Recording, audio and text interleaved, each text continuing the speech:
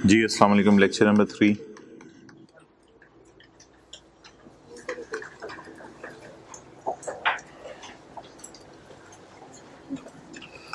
अच्छा, ये page number 1 पे आए। टैक्स ईयर की जो डेफिनेशन है इसमें पॉइंट नंबर 6 और 7 में क्या फ़र्क है।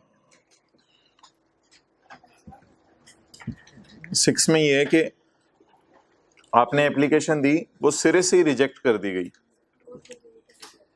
कमिश्नर की तरफ से, यानी आपको इजाज़त मिली नहीं, लेकिन रिजेक्शन से पहले वो रीजंस बताएगा।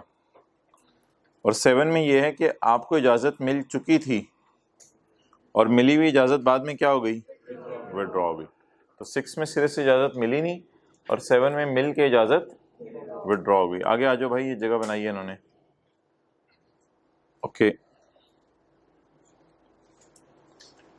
अच्छा अब आए सेक्शन 83 में।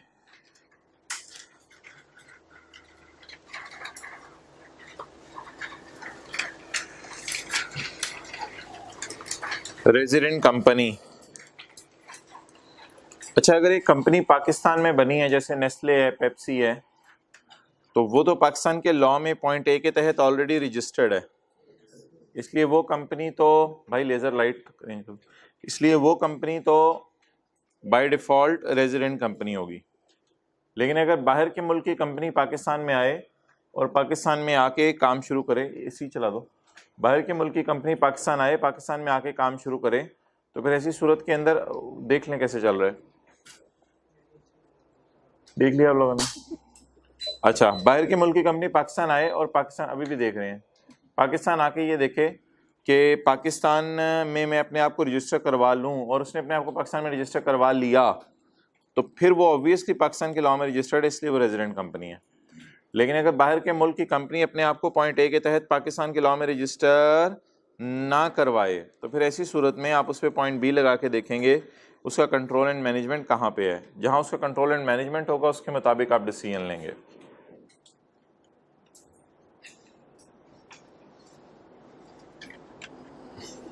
ओके, होमवर्क वाले सवाल में कोई मसला? क्वेश्चन नंबर 17 था, 11 था, पता नहीं, हो गया सारा? Asif Learning Center is a partnership concern providing IT services in Pakistan and UAE, Saudi Arabia. Up to 31 July 2010, the management and control of its affair was situated partly in Pakistan. Up to 31 जुलाई, 31 जुलाई तक, 31 जुलाई 2010 तक, ये tax year कौन सा है? 2011। शुरू कब हुआ होगा? 1 जुलाई 10 को, और ख़त्म कब होगा? 30/11 को। ये मिट क्यों रहा है साथ साथ? ये देखिए जादू हो रहा है। However, with effect from 1 अगस्त 2010, 1 अगस्त 2010 से the entire management and control of affairs of the partnership was shifted to Dubai. तो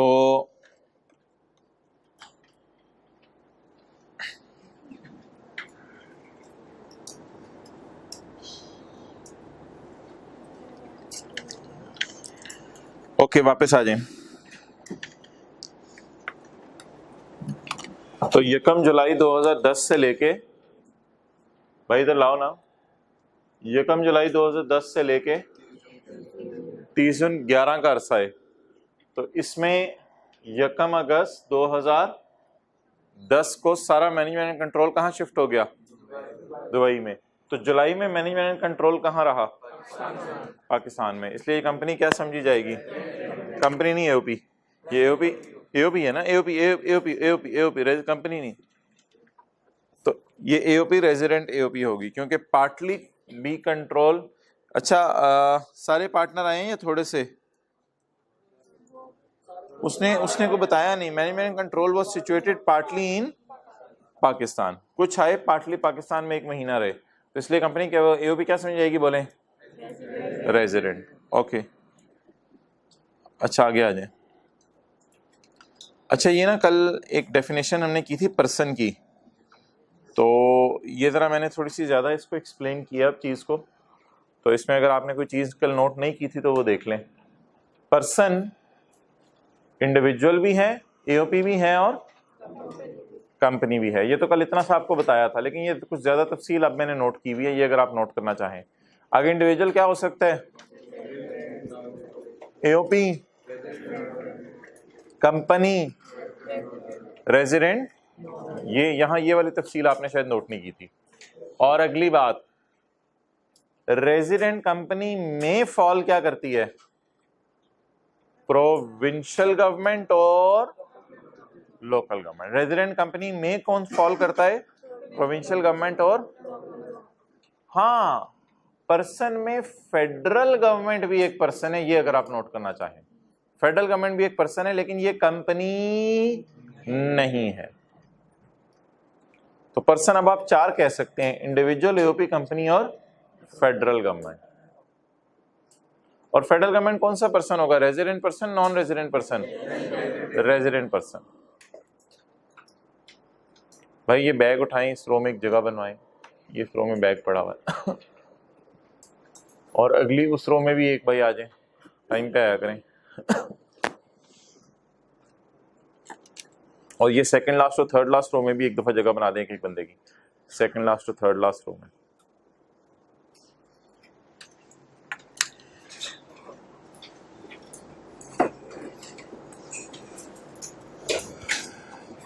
okay, next.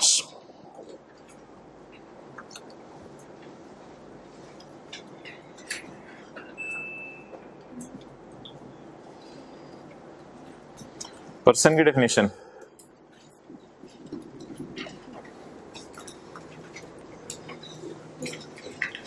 the following shall be treated as persons under income tax ordinance. Those are eight, namely an individual,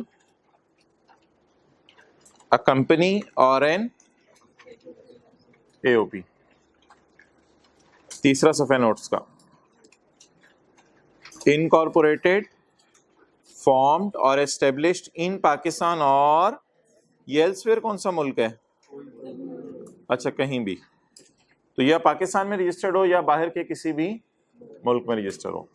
अच्छा, ये resident person की बात हो रही है या फिर सिर्फ पर्सन की? इसलिए उसने क्या लिखा?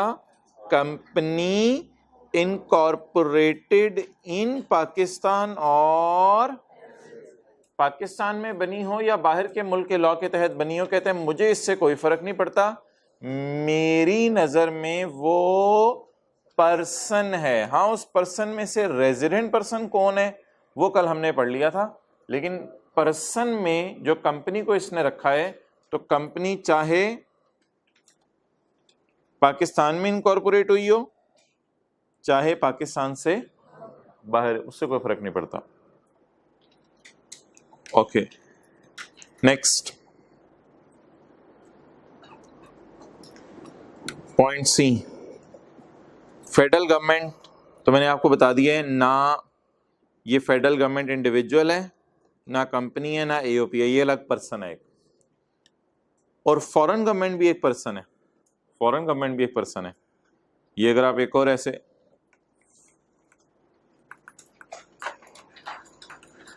फॉरेन गवर्नमेंट एक अलग पर्सन है, लेकिन ना ये इंडिविजुअल है, ना एओपी है, ना कंपनी है।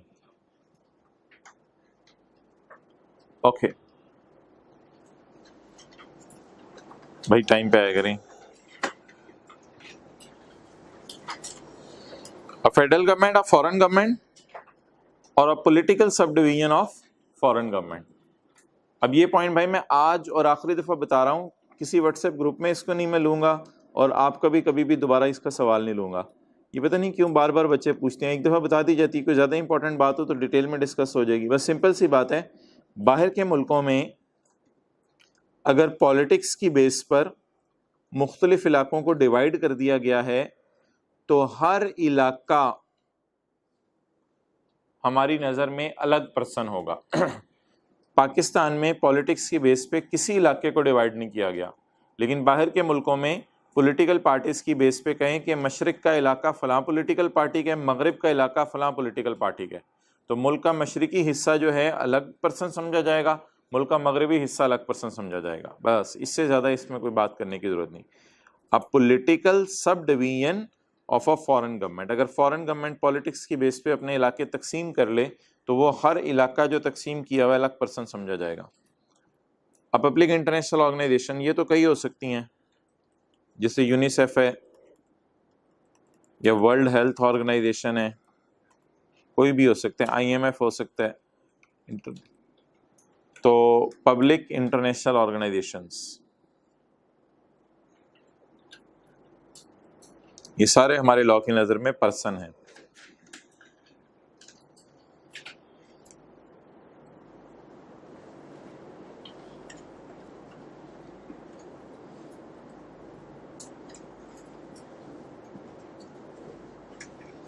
ओके, कंपनी, कल हमने रेजिडेंट और नॉन रेजिडेंट कंपनी को पढ़ा था, आज हम पढ़ेंगे कंपनी को।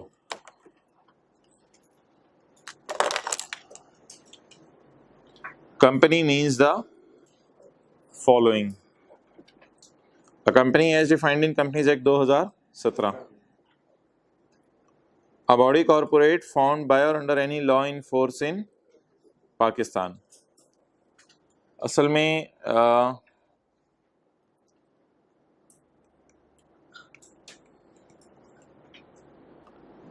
अच्छा, इसमें पुराना लॉ था कंपनीज ऑर्डिनेंस 1984, उससे पहले भी एक लॉ था,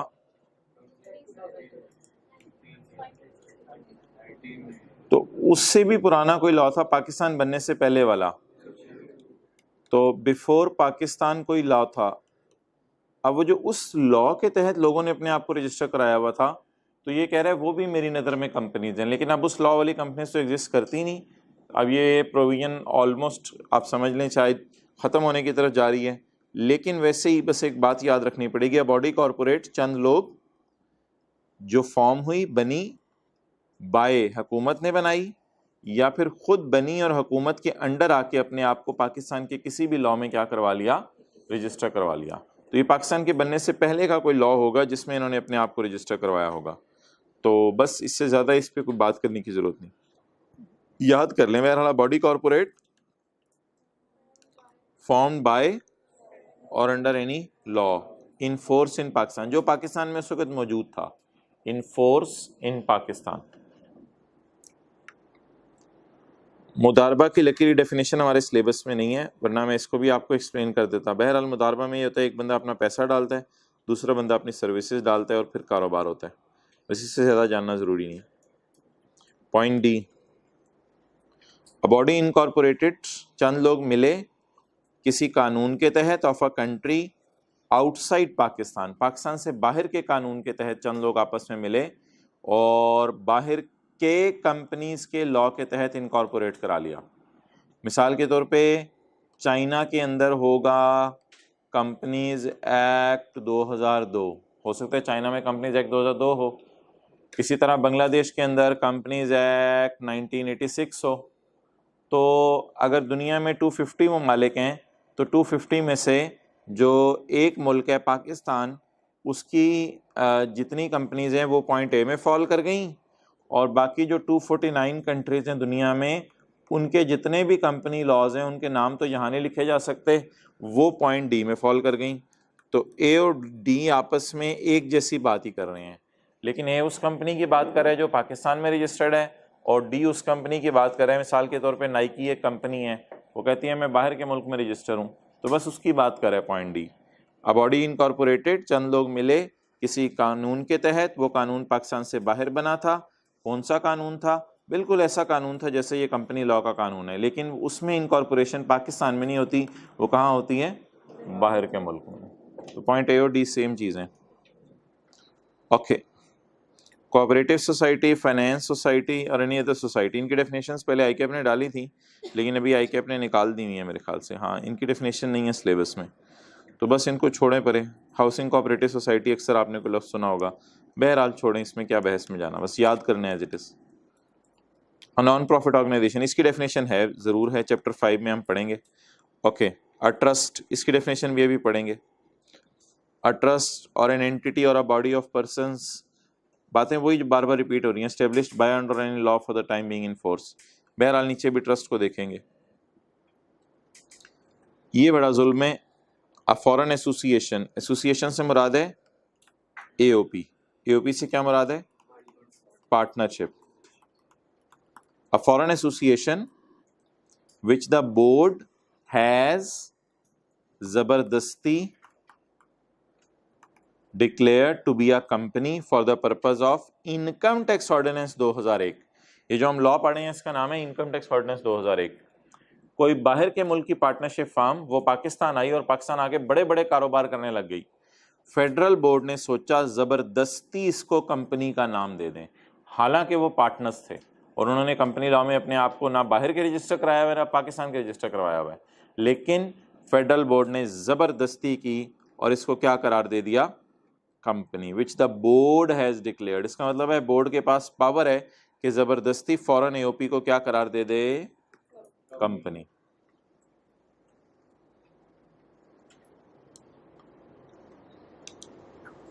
ओके, ये बात कल भी हो चुकी है कि कंपनी की डेफिनेशन में प्रोविंशियल गवर्नमेंट भी है और लोकल गवर्नमेंट भी है, और बल्कि कल ये बात हुई थी कि ये दोनों रेजिडेंट कंपनीज हैं। ये दोनों क्या हैं? रेजिडेंट कंपनी के डेफिनेशन में फॉल करती है। इसका मतलब है अगर बाहर के किसी मुल्क की प्रोविंशियल गवर्नमेंट होगी तो वो भी रेजिडेंट कंपनी नहीं होगी, वो क्या होगी? Non resident. लेकिन पाकिस्तान के मुल्क की प्रोविंशियल गवर्नमेंट क्या होगी? रेजिडेंट। तो ये प्रोविंशियल गवर्नमेंट इन पाकिस्तान और लोकल गवर्नमेंट इन पाकिस्तान ये रेजिडेंट कंपनी है। और स्मॉल कंपनी, स्मॉल कंपनी की डेफिनेशन भी आ रही है नीचे, हाँ ये आ रही है। ओके, नजर मार लें जरा दोबारा, चीजों को इस तरह पढ़ लें जरा इधर ही याद हो जाए। एक तो कंपनी लॉ के तहत जो रजिस्टर्ड है वो भी क्या है? कंपनी। दूसरा, पाकिस्तान बनने से पहले अगर कोई कानून था इन फोर्स इन पाकिस्तान जो उस वक्त मौजूद था, उसके तहत अपने आप को आपने रजिस्टर करवा लिया। मुदारबा आ गया। इनकॉर्पोरेशन ऑफ कंपनीज के लिए जो लॉ बनाया हुआ है किस मुल्क में? किसी बाहर के मुल्क में, ये आ गया इसमें। और कोऑपरेटिव फाइनेंस सोसाइटी तो वैसे ही आसान लफ्ज़ है, याद हो गया। नॉन प्रॉफिट ऑर्गेनाइजेशन लफ्ज़ याद हो गया, ट्रस्ट का लफ्ज़ याद हो गया। आगे इंग्लिश ऑलमोस्ट वही है जो ऊपर लिखी हुई है। और फॉरेन एसोसिएशन जिसको बोर्ड ज़बरदस्ती क्या करार दे दे? Company. Provincial government, local government और स्मॉल कंपनी। ज़रा दोबारा जल्दी से बता दें। कंपनीज एक्ट वाली होगी नंबर 1, ज़बानी सोचें। नंबर 2 बॉडी कॉर्पोरेट हो गया। नंबर 3 मुदारबा हो गया। नंबर 4 पाकिस्तान से बाहर के लॉ के अंदर अपने आप को रजिस्टर कराया। कोऑपरेटिव और फाइनेंस सोसाइटी हो गया। नॉन प्रॉफिट ऑर्गेनाइजेशन हो गया। और ट्रस्ट हो गया। और फॉरेन एओपी जिसको बोर्ड ज़बरदस्ती क्या करार दे दे? Company. Provincial government, local government और स्मॉल कंपनी, ये कंपनी की डेफिनेशन होगी। Okay, trust. ट्रस्ट में भाई ये 3 बंदे हैं, इंजमाम, सकलैन और वसीम अकरम।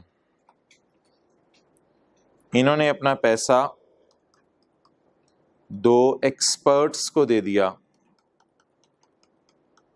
एक्सपर्ट्स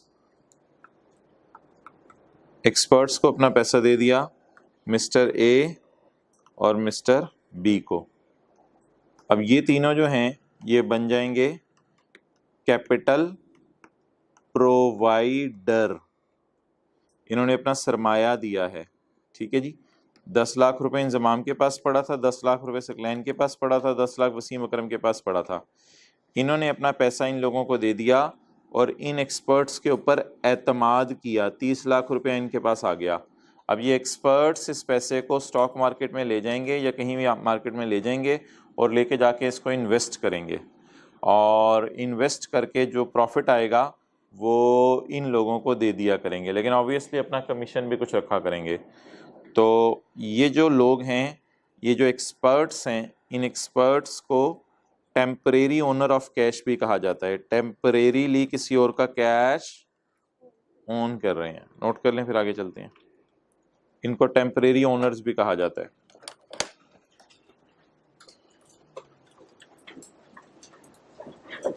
तो ये जो राइट वाले 3 लोग हैं, इन्होंने लेफ्ट वाले 3 लोगों पे एतमाद किया है। राइट लेफ्ट सही है ना आपका, रिक्शा वाला मुड़ जाता है फिर आप कहते हो मैंने गलत बता दिया था।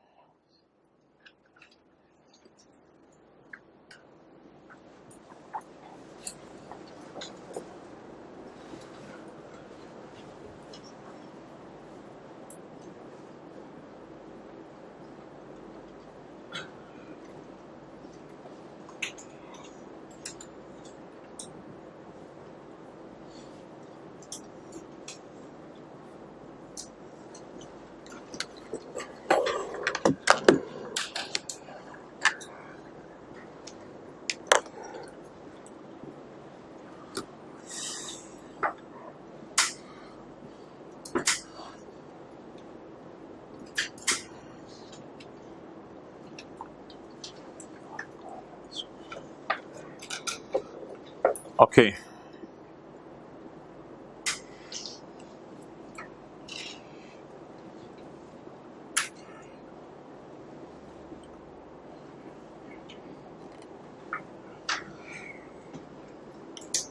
ट्रस्ट मीन्स एन ऑब्लिगेशन, ये एक जिम्मेदारी होती है attach to the ownership of property, जिसमें आपको कैश की ओनरशिप दे दी जाती है। ये अराइज होती है कॉन्फिडेंस देने से। उन तीन लोगों ने दो को कॉन्फिडेंस दिया है, arise out of confidence given to, तीन लोगों ने दो को कॉन्फिडेंस दिया है, and accepted by the temporary owner, और टेम्परेरी ओनर ने उनको एक्सेप्ट किया, रियल ओनर वही थे, वो जो तीन लोग थे, एक्सेप्टेड बाय टेम्परेरी ओनर। तो कॉन्फिडेंस दिया जाता है उन तीन लोगों की वजह से, और ये दो लोग इस कॉन्फिडेंस को एक्सेप्ट कर लेते हैं, हाँ हाँ हम तुम्हारा पैसा संभाल के रखेंगे। इससे क्या होता है, for the benefit of another, other से मुराद तीन लोग हैं, अदर से मुराद तीन लोग हैं वो जिन्होंने पैसा डाला है, जिन्हें मैंने कैपिटल प्रोवाइडर कहा है। For the benefit of another, या जो असल बात है वो इसने आगे लिखी है, और ऑफ एन अदर, यानी उन तीन लोगों को भी बेनिफिट होगा, एंड ओनर, और ये जो एक्सपर्ट्स हैं इनको भी बेनिफिट होगा। इनको क्या बेनिफिट होगा, इनको इनके काम का कमीशन मिलेगा। For the benefit of another, तीन लोगों को बेनिफिट होगा, या अगर खुल के बात करें तो तीन लोगों को भी बेनिफिट होगा और इसके साथ साथ टेम्परेरी ओनर को भी बेनिफिट होगा। थोड़ा फोकस करना पड़ेगा डेफिनेशन पे, जरा दोबारा इंग्लिश समझनी पड़ेगी। ये जब से शुरू की हैं ये पहली दफ़ा थोड़ी सी ज़रा इंग्लिश आई है राह लाने वाली। ट्रस्ट मीन्स अ जिम्मेदारी, ये एक ऐसी जिम्मेदारी है जो कि पैसे की ओनरशिप के साथ जुड़ी होती है। ये अराइज होने की वजह क्या होती है, देने वाले कॉन्फिडेंस देते हैं और कुछ आगे बढ़ के कॉन्फिडेंस लेते हैं, एक्सेप्ट करते हैं। इससे फ़ायदा पैसे देने वालों को भी होता है और असल फ़ायदा उन्हीं को होता है, या अगर खुल के बात करें तो पैसा देने वालों को भी बेनिफिट होता है और साथ साथ जो आर्जी ओनर हैं उनको भी बेनिफिट होता है। इसमें यूनिट ट्रस्ट भी शामिल है, उसकी डेफिनेशन अभी नीचे आ जाएगी। चलें जरा इसको याद करें।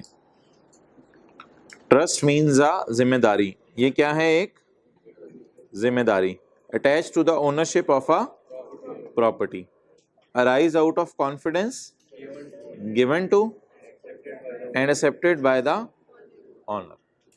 तो इट इज अ जिम्मेदारी attach to ownership of a property, arise out of confidence given, देने वाले कॉन्फिडेंस देते हैं, एंड एक्सेप्टेड बाय ओनर, और फिर कुछ लोग कॉन्फिडेंस एक्सेप्ट कर लेते हैं। इससे फायदा ओनर को भी होता है और ओनर और एक्सपर्ट्स को भी, सॉरी, इससे फायदा इन अदर को भी होता है जो कैपिटल प्रोवाइडर है, और कैपिटल प्रोवाइडर और साथ साथ ओनर्स को भी होता है। अच्छा,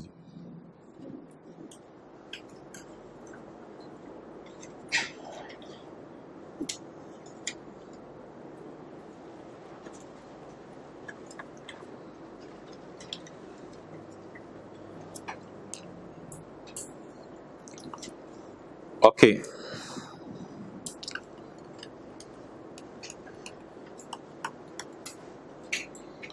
फर्ज करें ये लाया था 20 लाख, तो टोटल कितने हो गए? 40 लाख।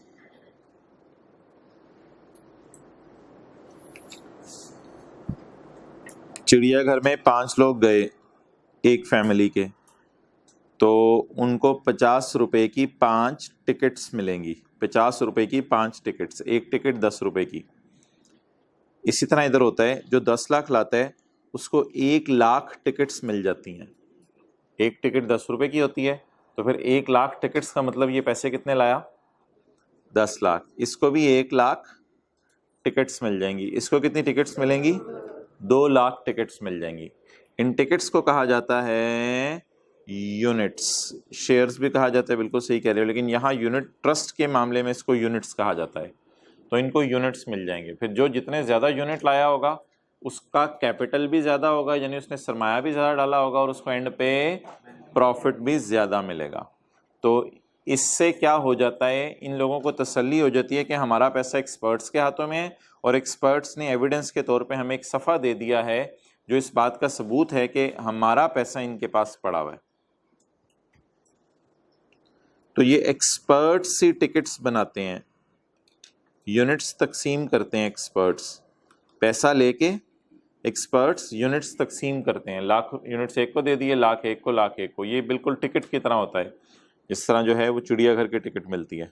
तो इंजमाम अब 10 लाख रुपया देगा और अपने घर 1 लाख टिकट्स लेके चला जाएगा।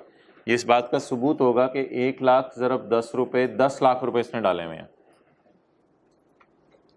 It is unit trust. Unit trust means any एतमाद under which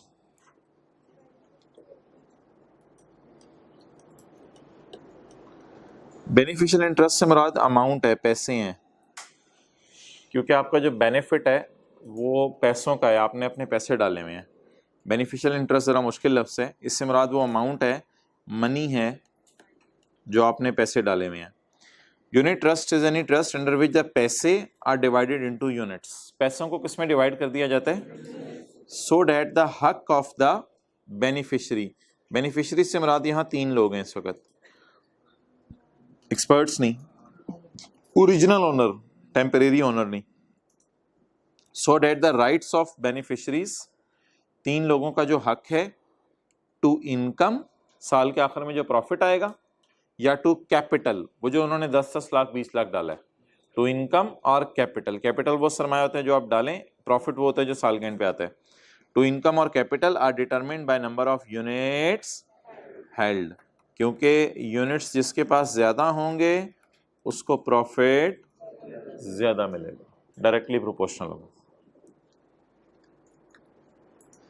rights of beneficiaries depend on units held। right of beneficiaries depend करता है units के ऊपर। unit trust means any trust, ये एक ऐसा एतमाद है जिसमें पैसों को तकसीम कर दिया जाता है यूनिट्स में, so that the हक ऑफ द 3 लोग to income और capital is determined as per the number of units held.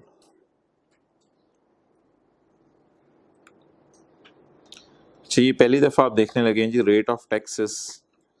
Companies के लिए टैक्स रेट है, 2022 का हमारा साल चल रहा है, 1 जुलाई 2021 से 30 जून 2022। आज क्या तारीख है? 6 अक्टूबर। ऑनलाइन में तो ये 8 अक्टूबर को अपलोड होगा लेक्चर, 6 अक्टूबर। तो 6 अक्टूबर आज तारीख है, तो 29% रेट है जी कंपनीज का 2022 में। तो 6 अक्टूबर 2021 की तारीख है ना, इसलिए मैं कह रहा हूँ हम टैक्स ईयर 2022 में बैठे हैं। Okay, where the tax payer is a छोटी सी company, the rate of tax shall be as defined in the following table. 2022 के लिए इसका रेट 21% है छोटी कंपनीज के लिए, और 23, 24, 25, 26, 27 में इसका रेट कितने परसेंट हो जाएगा? 20%। अब स्मॉल कंपनी है क्या? स्मॉल कंपनी है क्या? जिसका कैपिटल 50 मिलियन से कम हो, जिसके एम्प्लॉयज 250 से कम हो और जिसकी सेल 250 मिलियन से कम हो। जिसका कैपिटल किससे कम हो? बस इधर ही याद कर लिया करें चीजें। कैपिटल किससे कम हो? एम्प्लॉयज किससे कम हो? नहीं 250 मिलियन नहीं, 250 मिलियन पूरी दुनिया को नौकरी पर रखना है। 250 मिलियन। एम्प्लॉयज किससे कम हो? 250 से। और सेल किससे कम हो? 250 मिलियन से। Okay. Small company means a company registered on और आफ्टर यकम जुलाई 5। ये उसने इसलिए लिखे कि ये कॉन्सेप्ट यकम जुलाई 5 में आया था, उससे पहले ये कॉन्सेप्ट लॉ में था ही नहीं। ये कानून असल में इनकम टैक्स ऑर्डिनेंस जो हमारा है ये 2001 में आया था, ITO 2001 2001 में आया था। लेकिन ये जो स्मॉल कंपनी का तस्वुर है ये बड़ी लेट आया था, यकम जुलाई 5 में पहली दफ़ा आया था।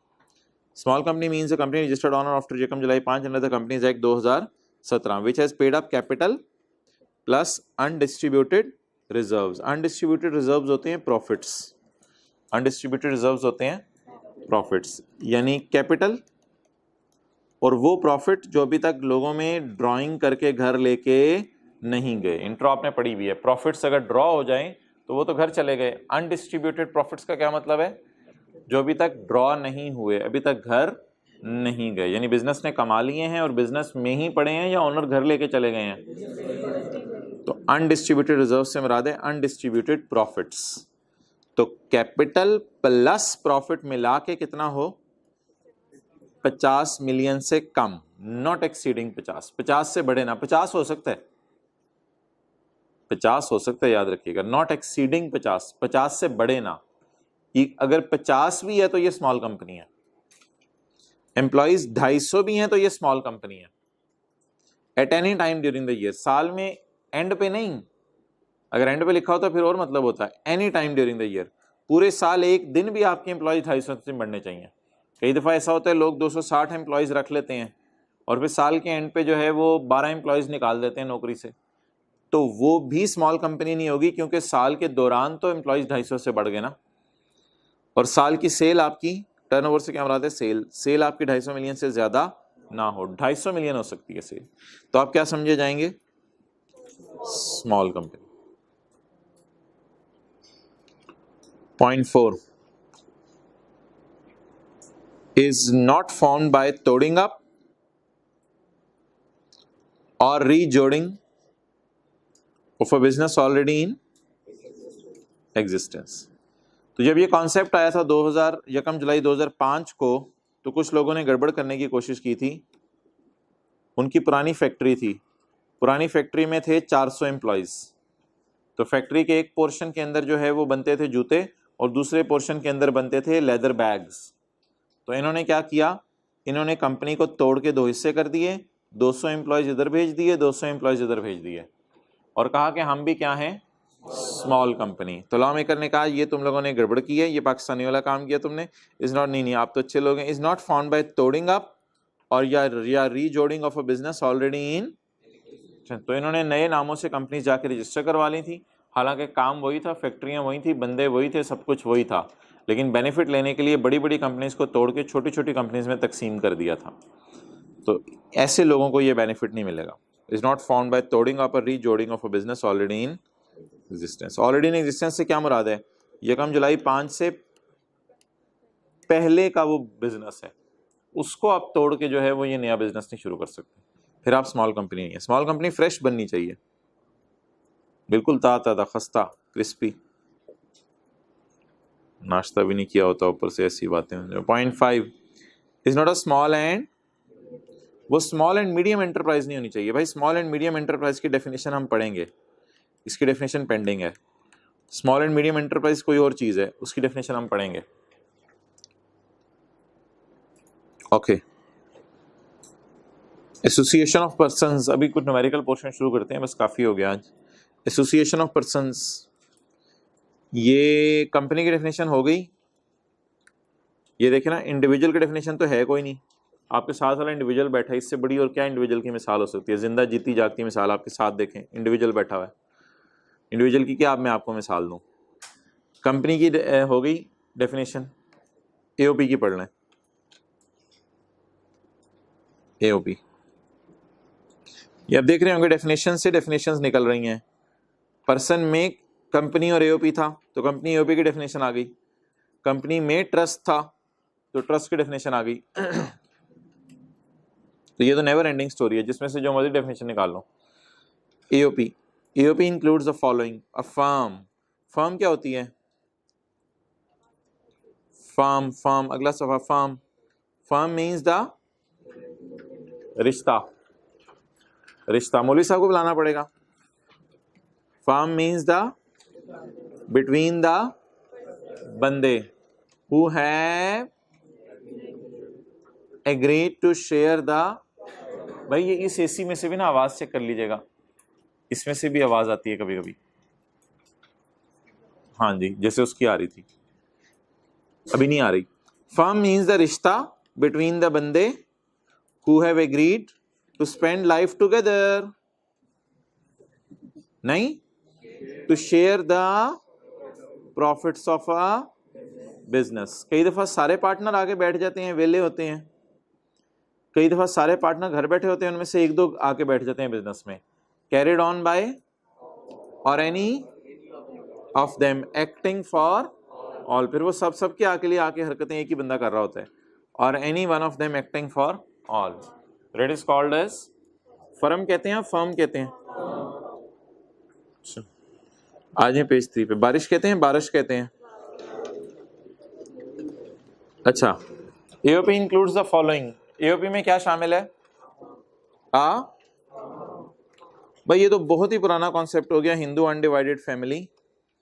तो हिंदुओं के कोई ख़ानदान थे जिस वक्त पाकिस्तान की तकसीम हुई थी, तो वो हिंदुओं के ख़ानदान जितना थे उसमें जितने थे चचा, ताया, फूफा, वो सारे एक ही नाम से कारोबार चला रहे थे, undivided.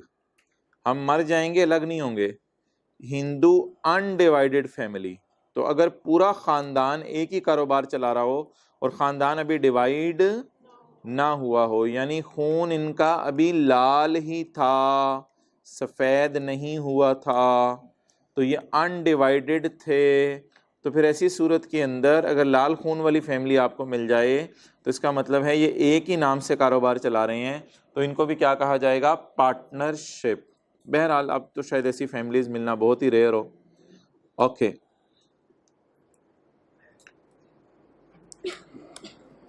Point C, any artificial juridical person.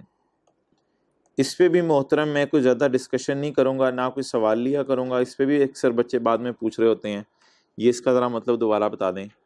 भाई ये असल में ऐसे एक मिसाल दे दूँ, जैसे मॉडल टाउन सोसाइटी है, model town young students society. ऐसे ही कुछ लड़कों ने मिलके एक सोसाइटी बना ली लोगों की वेलफेयर के लिए।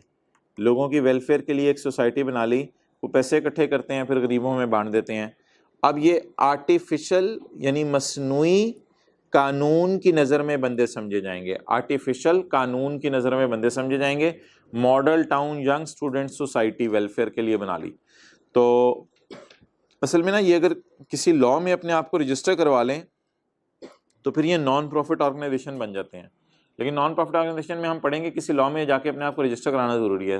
तो अक्सर लोग रिफाह आमा के काम कर रहे होते हैं, 2-4 लोग मिलके, लेकिन कहीं अपने आप को रजिस्टर नहीं करा रहे होते। तो लॉ की नज़र में वो भी बोले क्या हैं? Partnership form. लेकिन ऑब्वियसली उनके कोई प्रॉफिट्स नहीं होते, वो तो सारा पैसा बांट देते हैं, तो इसलिए उन्होंने टैक्स भी देना नहीं होता। लेकिन ऑब्वियसली उन लोगों को लॉ की नज़र में कुछ ना कुछ नाम देना पड़ेगा, इसलिए हमने उन्हें क्या नाम दिया है? मसनूई कानून की नज़र में पर्सन। कानून की नज़र में एक मसनूई पर्सन है ये, और इन्होंने जो अपनी सोसाइटी का नाम रखा हुआ है वो एक मसनूई सा नाम है। नेचुरल पर्सन इसके बैक एंड पे तो हैं, लेकिन इस इदारे का जो नाम है उसे कहा जाएगा मसनूई कानून की नज़र में पर्सन, आर्टिफिशियल जुरिडिशियल कानून की नज़र में पर्सन।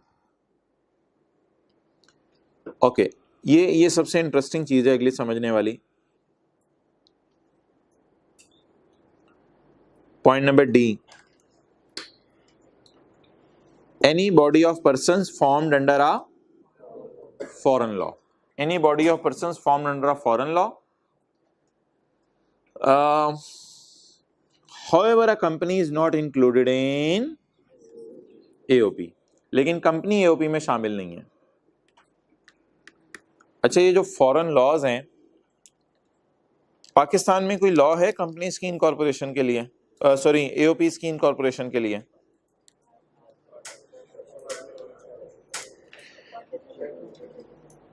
पार्टनरशिप एक्ट जो है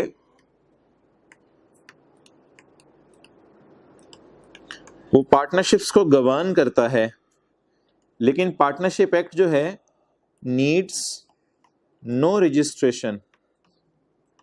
ये बात याद रखिएगा। 3 लोग हैं, आपने मिलके कोई दुकान खोल ली, बिल्कुल ज़रूरी नहीं है आप किसी दफ्तर में जाएं पाकिस्तान की हुकूमत के और उन्हें जाके कहें कि यार मुझे इनकॉर्पोरेट कर दो, बिल्कुल ज़रूरत नहीं है। पूरे पार्टनरशिप कानून आप पढ़ के देख लें, शायद आप लोगों ने पढ़ा भी हो, कहीं नहीं लिखा हुआ कि पार्टनरशिप के कानून में आपने अपने आप को आकर रजिस्टर करवाना है। लेकिन कंपनी अगर आप बनाते हैं तो वो नीड्स रजिस्ट्रेशन, SECP के अंडर उसे अपने आप को रजिस्टर करवाना पड़ेगा। लेकिन पार्टनरशिप के लिए कोई इदारे का नाम आप पाकिस्तान में नहीं बता सकते कि फलां इदारे में जाके अपने आप को रजिस्टर कराना पड़ेगा। हाँ, पार्टनरशिप फर्म साल के एंड पे FBR को टैक्स देगी, वो अलग बात है। उसका मतलब ये नहीं कि उसने अपने आप को जाके किसी इदारे के तहत रजिस्टर कराया, उसने तो हर बंदे की तरह टैक्स जमा कराया साल के एंड पे। तो हुकूमत को जाके बताना कि मैंने पार्टनरशिप फर्म बना ली है, ये बिल्कुल ज़रूरी नहीं है। हाँ, साल के आखिर में FBR को आप टैक्स जमा करा दें, उसमें कोई हर्ज नहीं है।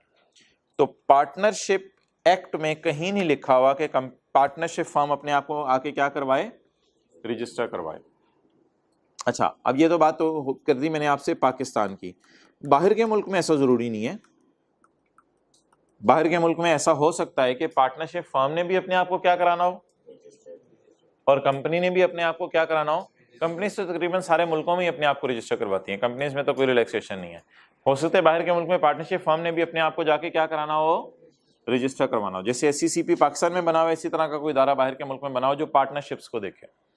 अब वो क्या कहते हैं, अ बॉडी ऑफ पर्संस, मिसाल के तौर पे 3 लोग मिले, सिम्पसन, जॉन और लारा, 3 लोग मिले और अपने आप को फॉर्म किया इन्होंने अंडर ऑफ फॉरेन लॉ।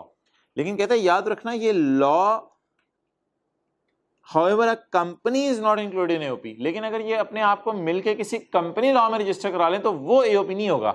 वो क्यों नहीं AOP होगा, जरा बताएं। however a company is not an AOP, तो अगर आप बाहर के मुल्क में जाके अपने आप को इस लॉ में रजिस्टर करवा लें तो फिर आप क्या बन जाएंगे, AOP या कंपनी। लेकिन इस लॉ के अलावा हो सकता है, अभी मैं येलो हाईलाइट तो कर रहा हूं, लेकिन मुझे पता है ये पाकिस्तान का लॉ है, लेकिन बिल फर्ज अगर ये बाहर का लॉ और नीड्स रजिस्ट्रेशन हो तो फिर आप पार्टनरशिप एक्ट बाहर के मुल्क के तहत अपने आप को जाके जब रजिस्टर करवाएंगे तो आप AOP ही करार दिए जाएंगे। तो आप क्या करार दिए जाएंगे, AOP की डेफिनेशन में फॉल करेंगे। तो इसने ये जो एक्सेप्शन लिखी है जरा ये समझने की कोशिश करें। ये जरा क्या लिखा है बताएं, however a company is not an AOP, इसका मतलब बताएं। बाहर के फॉरेन लॉ में अगर आप अपने आप को रजिस्टर करवा लें तो आप क्या बन जाएंगे, AOP। लेकिन अगर बाहर के कंपनी लॉ में रजिस्टर करवाएं तो आप AOP नहीं है, क्योंकि पॉइंट D ने लिख दिया था बाहर के कंपनी लॉ में रजिस्टर कराएं तो आप क्या बन जाएंगे, कंपनी बन जाएंगे। तो मेरे ख्याल से ये बात ऐसी एक आपके समझने के लिए बात कर रहा हूं, पेपर पॉइंट ऑफ व्यू से तो आपने इसको याद करना है। ये जो हाउएवर के आगे वाली बात है ये इतनी इंपॉर्टेंट नहीं है, ये तो ऑब्वियस सी बात है कि अगर चंद लोग मिलकर अपने आप को कंपनी लॉ में रजिस्टर करा लें तो उन्हें क्या कहा जाएगा, AOP या कंपनी, कंपनी कहा जाएगा। तो ये जो बात है ये कोई खास इतनी इंपॉर्टेंट बात नहीं है कि however a company is not an AOP, ये तो ऑब्वियस सी बात है। असल बात पीछे है, आप बाहर के लॉ में अगर अपने आप को रजिस्टर करवा लें तो हमारी नजर में आप क्या समझे जाएंगे, लेकिन ध्यान रखिएगा बाहर के कंपनी लॉ में रजिस्टर ना करवाया हो, क्योंकि फिर तो आप क्या बन जाएंगे, कंपनी। अब जरा पॉइंट D एक दफा पढ़ लें।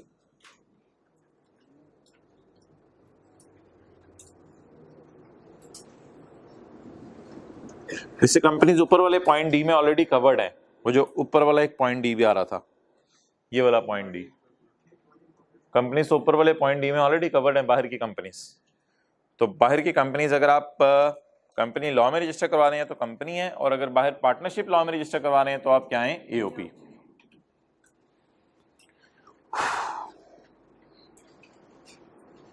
ओके, अगला सफा, member in relation to AOP includes a partner in a firm. AOP के लिए जो पार्टनर है फर्म का उसे क्या कहा जाएगा, मेंबर। चलें जी, अब न्यूमेरिकल पोर्शन शुरू करते हैं।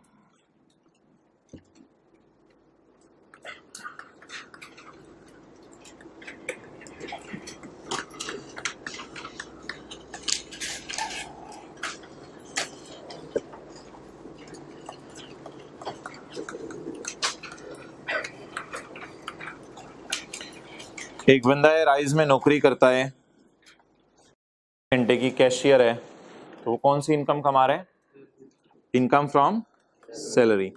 शाम को जाके उसने अपने घर के अंदर एक दुकान खोली हुई है, जिस दुकान पे वो बोतलें और बिस्किट बेचता है, और 1 घंटा शाम को वहाँ दुकान खोल लेता है, तो वो कौन सी इनकम कमा रहा है, इनकम फ्रॉम बिजनेस। वही राइज का एम्प्लॉई अपने घर का ऊपर वाला पोर्शन किराए पे दे देता है, तो वो कौन सी इनकम कमा रहा है, इनकम फ्रॉम प्रॉपर्टी। वही राइज का एम्प्लॉई कोई शेयर खरीदता है बाजार में जाके और शेयर बेच देता है, तो वो कौन सी इनकम कमा रहा है, इनकम फ्रॉम कैपिटल गेन। और वही राइज का एम्प्लॉई वो इसके अलावा कोई और इनकम भी कमा सकता है। मिसाल के तौर पे उसकी शादी हुई, उसमें वलीमा हुआ, वलीमे के ऊपर उसको जो है सलामी मिली, तो ये उसका बिजनेस तो नहीं है ना, तो इनकम फ्रॉम वलीमा करा के सलामी लेना बिजनेस तो नहीं है ना लोगों का, तो ये उसकी कौन सी इनकम बनेगी, इनकम फ्रॉम अदर सोर्स। तो नौकरी से जो इनकम कमा रहे हैं डेट इज, शाम को जाके जो कारोबार कर रहे हैं डेट इज, घर किराए पे दिया हुआ है इनकम फ्रॉम, शेयर खरीद के बेचे, और इसके अलावा अगर और कोई इनकम कमाई तो income from other source. Okay, अब इनकम फ्रॉम सैलरी के चैप्टर पे हमें 14-15 दिन लगेंगे, बिजनेस के चैप्टर पे हमें 20 दिन लगेंगे, प्रॉपर्टी के चैप्टर पे 3-4 दिन लगेंगे, कैपिटल गेन के चैप्टर पे 3-4 दिन लगेंगे, अदर सोर्स के चैप्टर पे हमें 3-4 दिन लगेंगे। तो इसलिए इन चीज़ों की डिटेल हमने बहुत डिटेल में देखनी है कि ये इनकम्स कैसे कैलकुलेट होती हैं। बहरहाल ये बंदा कहता है जी मैंने 6 लाख रुपए कमाई इनकम फ्रॉम सैलरी, और मैंने 2 मिलियन यानी 20 लाख रुपए मैंने कमाई इनकम फ्रॉम बिजनेस, 3 लाख रुपए मैंने कमाई, बोले income from property, capital gain income नहीं कमाई, इनकम फ्रॉम अदर सोर्स नहीं कमाई। बताएं जी टोटल इनकम कितनी है, total income 2.9 million. Good, 29 lakh रुपए इसने कमाया। लेकिन यहाँ पे हुकूमत कहती है आप 29 लाख पे टैक्स ना दें हमें, आपको हम एक बेनिफिट देते हैं, that benefit is called as ज़कात। जब आप टोटल इनकम निकाल लेंगे तो टोटल इनकम में से आपको ज़कात माइनस करने की इजाज़त होगी। अगर आपने ज़कात जमा करवाई है तो ज़कात देने से हुकूमत खुश होगी और हुकूमत आपको एक बेनिफिट देगी, लेस ज़कात। फ़र्ज़ करें आपने 1 लाख रुपया ज़कात जमा करवाई, तो बता दें जी आपकी टैक्सेबल इनकम कितनी है, टैक्सेबल इनकम 28 लाख रुपया। चलें जी नोट कर लें।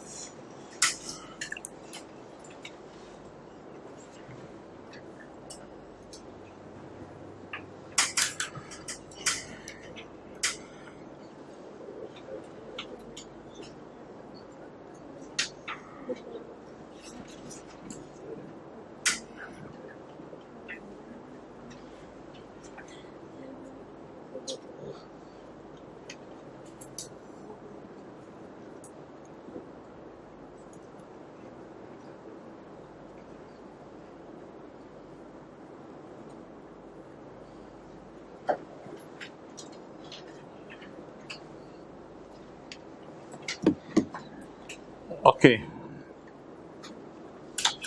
अब जी आप 28 लाख पे टैक्स निकालेंगे, लेकिन उससे पहले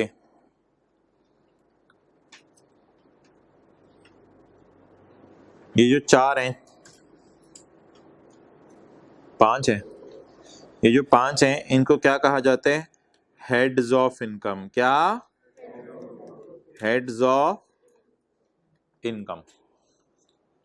और इनके टोटल को टोटल इनकम क्या कहा जाता है? Total income. इनके टोटल को क्या कहा जाता है? Total income. इसमें से क्या माइनस की जाती है? ज़कात। साथ वाले का चेहरा जरा ऊपर रखें, चिन्ह से पकड़ के, इधर देखता रहे वो। ज़कात का एक भयानक नाम है, वो जरा सुन लें, डिडक्टेबल अलाउंस। क्या नाम है? Deductible allowance. बड़ा मुश्किल सा नाम है ज़कात का, ऐसे लोगों को परेशान करने के लिए कि लॉ उनको उक्का ही समझ ना आए। लॉ ज़कात का मुश्किल सा नाम है डिडक्टेबल अलाउंस। और टोटल इनकम में से जब आप ज़कात माइनस करेंगे, what you will get? Taxable income. तो इनको क्या कहते हैं जी? लेफ्ट वालों को, ऊपर वालों को क्या कहते हैं? Heads of income. इनके टोटल को क्या कहते हैं? Total income. टोटल इनकम पे टैक्स नहीं देना आपने। इसमें से क्या माइनस करने हैं? डिडक्टेबल। डिडक्टेबल अलाउंसेस 3-4 हैं हमारे सिलेबस में, उनमें से एक क्या है? ज़कात। डिडक्टेबल का उर्दू में क्या तर्जुमा है? माइनस करने की इजाजत है, डिडक्टेबल। और ज़कात जब माइनस कर देते हैं तो जवाब आता है, उसे क्या कहते हैं? Taxable income. ओके, अब अगले सफ़े पे आके ज़रा बताएं कि इसका टैक्स कैसे निकलेगा। ये टेबल के ऊपर कोई 2 लाइनें लिखी हुई हैं, इनको छोड़ें अभी। बताएं इसका टैक्स कैसे निकलेगा। Where taxable income does not exceed 4 lakh. अगर एक बंदे की 4 लाख से इनकम ना बढ़े तो इसकी तो 4 लाख से इनकम बढ़ रही है। एक बंदा कहते हैं मेरी दही भल्ले की दुकान है, मैं साल में 3 लाख कमाता हूँ, उसे क्या खुशखबरी सुनाएंगे? तुम्हारा टैक्स माफ है। अच्छा, अगर किसी बंदे की इनकम 4 लाख से ज़्यादा हो जाए लेकिन 6 लाख से कम हो, हमारे वाला बंदा तो नहीं है ये, हमारे वाला बंदा तो नहीं है, 4 से 6 लाख के दरमियान तो नहीं कमा रहा, ये तो अच्छे खासे पैसे कमा रहा है। आगे चलें, अगर एक बंदे की इनकम 6 लाख से ज़्यादा हो जाए लेकिन 12 लाख से, हमारे वाला बंदा तो नहीं है ये, इसने तो लुट मचाई हुई है, ये तो 12 लाख से बहुत ज़्यादा कमा रहा है। अगर एक बंदे की इनकम 12 लाख से ज़्यादा हो जाए लेकिन 24 लाख से कम हो, हमारे वाला बंदा तो नहीं है ये तो कितना कमा रहा है? 28 लाख कमा रहा है। Point 5, where the taxable income exceed 24 lakh but does not exceed rupees 30 lakh, हमारे वाला बंदा है ये 24 लाख से 30 लाख के दरमियान कमा रहा है, तो इस में आके ये फंस गया। तो ये जो सीरियल नंबर 5 है इसके ऊपर ये लगेगा। अगर एक बंदा 24 लाख से 30 लाख के दरमियान कमाए तो इस पे कौन सा सीरियल लगेगा? सीरियल 5 लगेगा। ये पेपर में टेबल अब आप क्या करेंगे, कल तक याद करके सुना देंगे सारा? वैसे पेपर में गिवन होगा। अच्छा, तो 24 लाख से 30 लाख के दरमियान अगर ये कमा रहा है तो क्या होगा? 2.5 लाख तो देना ही देना है, बोलें, plus 20% of amount exceeding 24 lakh. ये जरा समझाने की कोशिश करें, इसका क्या मतलब है लाइन का? Plus 20% of amount exceeding 24 lakh. 24 lakh से जितनी इसकी अमाउंट बढ़ रही है उसके कितने परसेंट देने? 20%। और कितने पैसे फिक्स देने हैं और कितने पैसे परसेंटेज लगा के देने हैं? 24 लाख से जो बढ़ रहे हैं। अब जरा जाके देखते हैं कितने पैसे फिक्स देने ही देने हैं इसने। अब हम इसका क्या कैलकुलेट करने लगे हैं? टैक्स। 2.5 लाख रुपए तो इसने देने ही देने हैं, जमा, बोलें बोलें बोलें, 20% ऑफ अमाउंट एक्सीडिंग 24 लाख। अब जरा समझने की कोशिश करें, कमा कितने रहा है? 28 लाख, और 24 लाख से कितने ज्यादा कमा रहा है? 4 लाख। कहते हैं अमाउंट एक्सीडिंग 24 लाख पे आपने कितने % टैक्स देना है? 20%। तो 20% 28 लाख का लेंगे या 4 लाख का? 28 लाख 24 लाख से कितना ज्यादा है? 4 लाख। तो इस पे क्या लगाएंगे जी? 20% इंटू 4 लाख। ग्रैंड टोटल बता दें। 3,30,000। Okay guys, 3,30,000। तो बड़े होके अगर आपने 28 लाख कमाया तो 3,30,000 इमरान खान को दे देंगे? पता नहीं उस वक्त कौन होगा। अच्छा, बड़े होके 28 लाख कमाया तो 28 लाख में से 3 लाख नहीं देंगे, 25 लाख घर ले जाइएगा। नहीं, फिर उठो जाओ। क्यों पढ़ रहे हो? पास करने के लिए। तो पढ़ क्यों रहे हो फिर? पास करने के लिए। मैं कह रहा हूँ 28 में से 3,30,000 दे दोगे?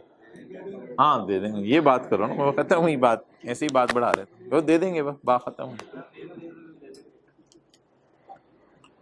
कुछ 28 लाख है तो 3 लाख ज्यादा नहीं है? ज्यादा? 28 लाख में 3 लाख ज्यादा है?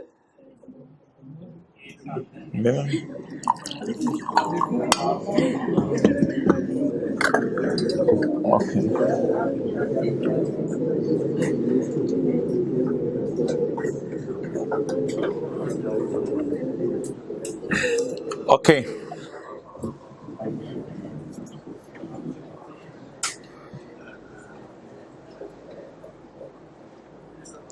चलिए जी, पेज नंबर 4 पे थे हम।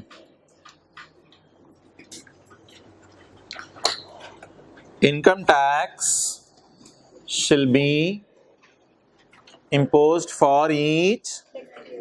हर साल टैक्स लगेगा, यानी 1 जुलाई 21 से लेके 30 जून 22 के साल का टैक्स ये 2022 बनेगा, उस साल भी टैक्स लगेगा। फिर 1 जुलाई 22 से 30 जून 23 के साल भी टैक्स लगेगा। ये टेबल हर साल लगा करेगा। ये टेबल साल में कितनी दफ़ा खोलने की ज़रूरत होगी? सिर्फ एक दफ़ा। Charge at the rate specified in first schedule. ये देख लें अगले सफ़े पे क्या लिखा हुआ है। फर्स्ट शेड्यूल एक शेड्यूल है, तो उस शेड्यूल में कहते हैं जो रेट दिए हुए हैं वो रेट लगेंगे। अगले सफ़े पे हमने देख लिया first schedule. Charge on every individual, every AOP, every company. लेकिन ये इंडिविजुअल्स और एओपीज के रेट हैं, कंपनीज के रेट हम ऊपर पढ़ आए हैं। वैसे कंपनीज हमारे सिलेबस में नहीं है न्यूमेरिकल्स उनके। ये इंडिविजुअल्स के रेट हमने पढ़े हैं अगले सफ़े पे, और एओपीज के रेट पढ़े हैं। Charged on every person who has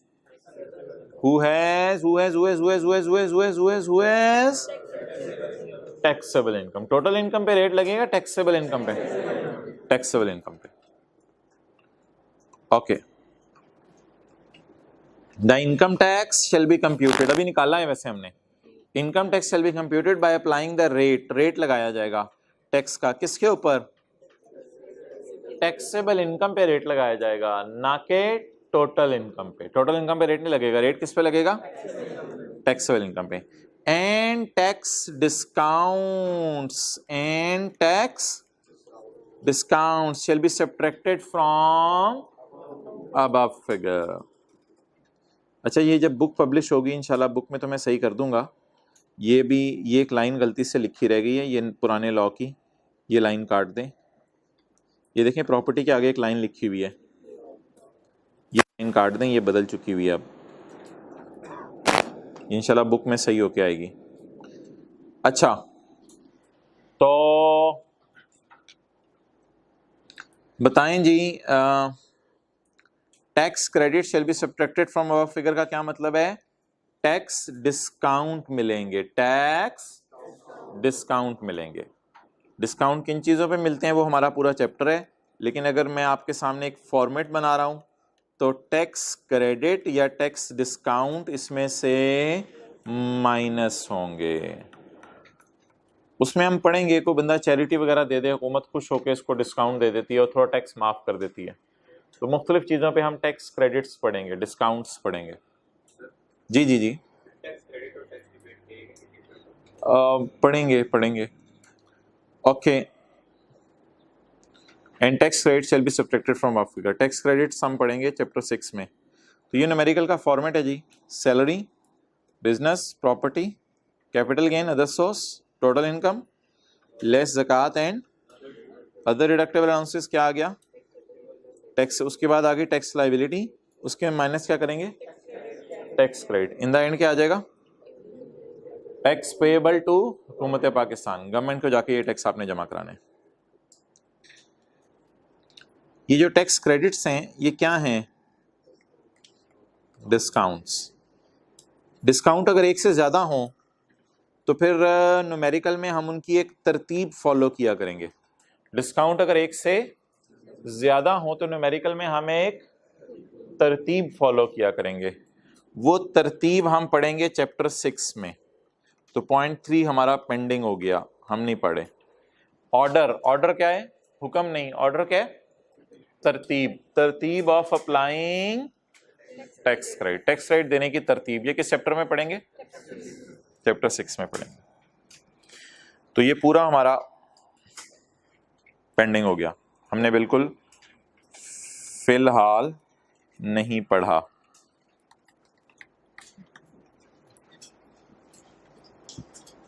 अच्छा चलें आ जाए टेबल की जान लें अगले सफ़े पे। अच्छा जी, 0 से 4 लाख वाले ने कितना टैक्स जमा कराना है? 0%। 4 लाख से 6 लाख वाले ने कितने परसेंट? एंड सो ऑन, चलते चलते चलते चलते चलते चलते चलते चलते चलते चलते चलते अगर एक बंदे की इनकम 6 मिलियन से ज्यादा है तो उसके लिए मैक्सिमम रेट क्या है? 30। हालांकि कंपनीज के लिए जो रेट था वो सिर्फ 29% था, लेकिन इंडिविजुअल्स और पार्टनरशिप्स अगर अन्य ही पैसे कमा रहे हों तो ऐसी सूरत में रेट शूट अप करते करते कहाँ तक पहुँच गया इनका? 35% पे। तो ये मैक्सिमम रेट है, ये मैक्सिमम रेट है हमारे लॉ के अंदर जो आखिरी वाले सीरियल के अंदर आ रहा है। अच्छा, ये लाइन क्या लिखी हुई है जी पॉइंट 1 में? Subject two clause 2।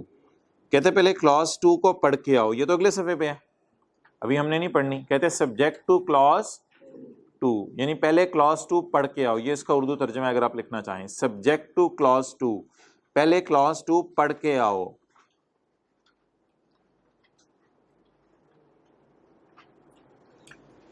Subject to अब्बू परमिशन, मैं ट्रिप पे जाऊंगा। सब्जेक्ट टू अब्बू परमिशन यानी पहले अब्बू से पूछ के आओ। ये लफ्ज़ आप लोग वैसे इस्तेमाल नहीं करते सब्जेक्ट टू वाला, लेकिन ये लफ्ज़ आप इस्तेमाल कर सकते हैं आज के बाद। Subject to my friend consent I will eat burger today. Subject to. अच्छा, तो सब्जेक्ट टू क्लॉज 2, पहले क्लॉज 2 देख के आओ। कहते हैं फिर मैं आपको कोई बात बताऊंगा, जो बात है तू बता दे, छोड़ यार मैंने नहीं अभी देखनी। 2 बात जो है वो बता। The rate of tax imposed on income of every individual and AOP. Companies के रेट नहीं है ये, rates of individuals and AOPs except salary वाले, एक्सेप्ट सैलरी वाले shall be as set out in the following. Salary के अलावा वालों के लिए कहते हैं मैंने आपको ये रेट दे दिए हैं। अब आप कह रहे होंगे कि सैलरी तो इधर थी, सैलरी तो इधर थी, तो यहां क्या लिखा हुआ है? एक्सेप्ट सैलरी वाले, एक्सेप्ट सैलरी वाले। अब एक आखिरी चीज है आपने बड़ी गौर से सुननी है भाई, ये सैलरी वाला बंदा नहीं है, ये सैलरी नहीं कमा रहा, ये सैलरी ना होने के बराबर कमा रहा है। अब अगर एक बंदा सैलरी बहुत ज्यादा कमा रहा हो ना, तो कल मैं आपको बताऊंगा उसके लिए ना अगले सफ़े वाला टेबल है, और ये बड़ा रिलैक्सिंग टेबल है। इतना लंबा टेबल है, इसके अंदर बड़े छोटे छोटे रेट हैं, 15%, 17.5%, 20, 22.5। सैलरी वालों को हुकूमत बड़ा प्रोटोकॉल दे के रखती है, बेचारे नौकरी कर रहे हैं, इनसे ज़्यादा टैक्स ना लो। तो जो सैलरी अच्छी खासी कमा रहे हैं उनके लिए कौन सा टेबल है अगले सफे वाला? टेबल 2। जो सैलरी कम कमा रहे हैं उनके लिए कौन सा टेबल है? तो सैलरीड केस, इधर जो लफ्ज लिखा हुआ है एक्सेप्ट सैलरीड इंडिविजुअल, इससे आपको क्या लग रहा है? सैलरी कमाने वाला, लेकिन ये अंडरस्टैंडिंग गलत है।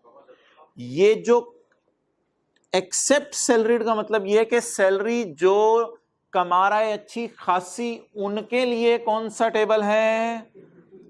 अगले सफे वाला। और जो सैलरी कम कमा रहा है उसके लिए, अच्छा अब ये जो टेबल 1 है इसके ऊपर हम लिख लेते हैं सैलरी कम कमा रहा है, सैलरी कम कमा रहा है। अगर आप सैलरी बहुत कम कमा रहे हैं, अभी आप सोच रहे होंगे कम और ज्यादा का क्या मतलब है, वो मैं बताता हूं अभी। अगर एक बंदा सैलरी कम कमा रहा है तो कौन सा टेबल? टेबल 1।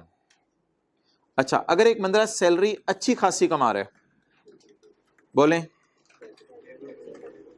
अगर एक बंदा सैलरी अच्छी खासी कमा रहा है तो फिर कौन सा टेबल लगेगा? टेबल 2। और अगर कम कमा रहे, टेबल 1। क्लियर? ये कैसे डिसाइड होगा कि सैलरी अच्छी खासी कमा रहा है या कम कमा रहा है? उसके लिए माजरत एक छोटी सी चीज आपको यहां पे हाईलाइट करवा देता हूं। लॉ का एक रूल है 75%। ये लेकिन लाइन नहीं पढ़नी आपने। ये मैं किस पेज पे हूं? पेज नंबर 6 पे, पेज नंबर 6 के ऊपर हूं। तो एक छोटी सी चीज हाईलाइट करा देता हूं, 75%। अब जरा आपने हिम्मत नहीं हारनी, कैलकुलेटर हाथों में पकड़ना है और मुझे बताना है कि ये सैलरी अच्छी खासी कमा रहा है या कम कमा रहा है। आपने काम किया करना है पेपर में, ये काम आपने किया करना है हर सवाल में। मैंने सवाल करने से पहले करवाया नहीं था, काम मुझे करवाना चाहिए था। आपने ये काम हर सवाल में टेक्स्ट निकालने से पहले किया करना है। वो काम आपने क्या किया करना है? कैलकुलेटर पे किया करना है, पेपर में शो नहीं करना। लेकिन मैं कुछ दिन कैलकुलेटर पे करने की बजाय यहाँ पे शो भी करूंगा आपको, लेकिन आपने पेपर में शो नहीं करना। आपने ये फिगर पकड़ा करनी है, इस पे लगाया करना है एक फैक्टर, डेट इज 75%। ये लॉ में एक फिक्स परसेंटेज दी हुई है, डेट इज 75%। ये आपने एक फैक्टर लगाया करना है किसके ऊपर? सिर्फ किसके ऊपर? किसके ऊपर? टैक्सेबल इनकम के ऊपर। किसके ऊपर बोलें? टैक्सेबल इनकम के ऊपर आपने एक फैक्टर लगाया करना है। कितने परसेंट का? जरा बताएं, 28 लाख का 75%, 21 लाख एग्जैक्ट आ गया। अच्छा, अब ये जो मैं ग्रीन से हाईलाइट कर रहा हूं, ये जरा देखिएगा, इन दोनों को मैंने हाईलाइट कर दिया। अब जरा इन दोनों को कंपैरिजन करें तो सैलरी 21 लाख से कम है, इसका मतलब है ये सैलरी अच्छी खासी नहीं कमा रहा। क्या ऐसा हो सकता है कि यहां 21 लाख आए और यहां 23 लाख आ जाए? किसी बंदे के साथ दुनिया में ऐसा हो सकता है? हो सकता है ना, होने में क्या हर्ज है? होता है वो और कोई इनकम कमा ही ना रहा हो। तो क्या ऐसा हो सकता है कल किसी सवाल में यहां 21 लाख आए और यहां पे 22 लाख आ जाए? Is it possible? लेकिन फिलहाल आज क्या हो रहा है? किसको किससे कंपेयर करके डिसीजन लेना है? टैक्सेबल इनकम का 75%। कैलकुलेटर पे लेना है, पेपर में यहां लगा के शो नहीं करना, कैलकुलेटर पे लेना है सिर्फ। टैक्सेबल इनकम का 75% लेना है। जो जवाब आ जाएगा उसको हाईलाइट कर लेना है, सैलरी को हाईलाइट कर लेना है, और दोनों में को ऐसे नजर मारनी है। नजर मार के क्या देखना है? या सैलरी कम होगी या, अब सैलरी इधर क्या आई? कम। जब ये कम आ गई तो ये जरा फिक्रा पड़े, अब हमने कहां लिखा हुआ है? सैलरी अगर कम आ रही है तो बोले बोले बोले कौन सा टेबल लग रहा है? 1। और अगर ये अच्छी खासी सैलरी कमा रहा होता तो ये कम ना आता, ये ज्यादा आता। तो ये जरूर लिख लें आप लोग साथ वाले से। आज मैं कहता हूं हाईलाइटर भी ले ही लें। ये वाली फिगर हाईलाइट करें, 21 लाख और 6 लाख हाईलाइट करें। इन दोनों फिगर्स को हाईलाइट करें, आज दे देगा वो, एक दिन के लिए दे ही देता है बंदा। तो क्या 21 लाख को हाईलाइट करें और 6 लाख को हाईलाइट करें, और 6 लाख के साथ क्या लिखें? कम। तो किसका 75% लिया करना है? और सिर्फ कंपेयर किससे किया करना है? सैलरी से। ठीक है, ओवर।